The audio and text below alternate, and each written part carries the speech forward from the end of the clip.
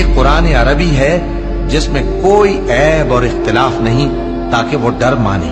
اللہ ایک مثال بیان کرتا ہے کہ ایک شخص ہے جس میں کئی آدمی شریک ہیں مختلف مزاج کے، اور ایک آدمی پورے کا پورا ایک شخص کا غلام ہے۔ بھلا دونوں کی حالت برابر ہے؟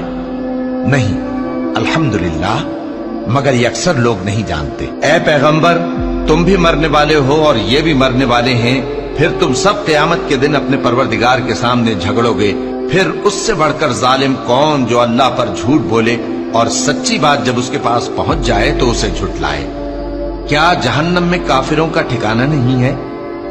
اور جو شخص سچی بات لے کر آیا اور جس نے اس کی تصدیق کی، وہی لوگ متقی ہیں۔ وہ جو چاہیں گے ان کے لیے ان کے پروردگار کے پاس موجود ہے۔ نیکوکاروں کا یہی بدلہ ہے، تاکہ اللہ ان سے برائیوں کو جو انہوں نے کی دور کر دے، اور نیک کاموں کا جو وہ کرتے رہے ان کو بدلہ دے۔